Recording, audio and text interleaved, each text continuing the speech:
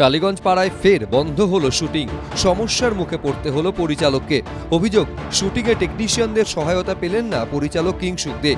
পরিচালকদের কাজে টেকনিশিয়ানদের সংগঠন ফেডারেশনের হস্তক্ষেপ নিয়ে হাইকোর্টে মামলা চলছে, যে মামলা করা হয়েছে ডিরেক্টরস গিল্ডের তরফে। আর এই ডিরেক্টরস গিল্ডেরই সদস্য পরিচালক কিংসুক দে।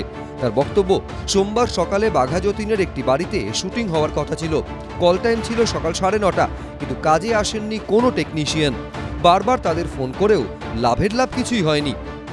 যে জায়গায় আমরা দাঁড়িয়ে আছি বিদ্যাসাগর অঞ্চল যাদবপুরের, সেখানে এই যে ছাদের মধ্যে এই শুটিং প্লেস, সেখানেই আজকে শ্যুট করার কথা ছিল। নিচেও বেশ কয়েকটি ঘরেও শ্যুট করার কথা ছিল, কিন্তু টেকনিশিয়ানরা আসেননি বলে শ্যুট করা যাচ্ছে না।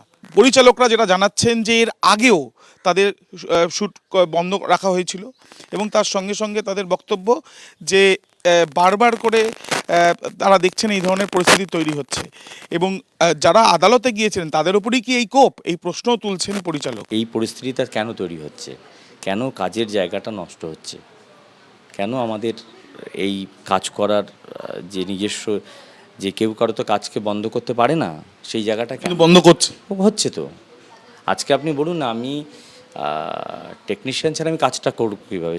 একা তো একটা ছবি বানানো যায় না, একা তো একটা কাজ করা যায় না, আমি করব কিভাবে? আমার তো লোক দরকার। সেটা বারবার হচ্ছে কেন? আমরা যারা হাইকোর্টে আমরা যারা গেছি তাদের কাজগুলোই তো আটকাচ্ছে। টেকনিশিয়ানদের এই হেন আচরণে ক্ষুব্ধ পরিচালকদের একাংশ। আমরা তো আইনে যেতে যাইনি, কোনোদিনই যাইনি, কিন্তু বাধ্যও হয়েছি যেতে। তার কারণ হচ্ছে প্রত্যেকের কাজ আটকাচ্ছে, তার জন্যই। এবং উচ্চ আদালত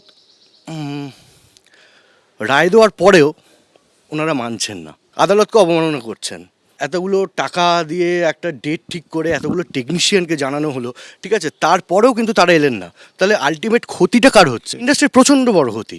আমাদের বেসিক প্রশ্ন করেছি, সেই প্রশ্ন করার যে অপরাধ, সেই অপরাধ থেকেই আমাদের মুক্তি ঘটছে না। আপনারও শোনা যাচ্ছে যে একটি মিউজিক ভিডিও ছিল, সেটাও করতে গিয়ে সমস্যার মুখে পড়েছেন একই রকমভাবে। ঠিক। কেন? এই কারণে আসেননি আমাদের যারা টেকনিশিয়ান ভাইয়েরা, তারা আসেননি একই কারণে।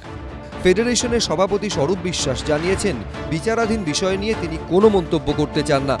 আবির দত্ত, অতসী মুখোপাধ্যায়ের রিপোর্ট, এবিপি আনন্দ।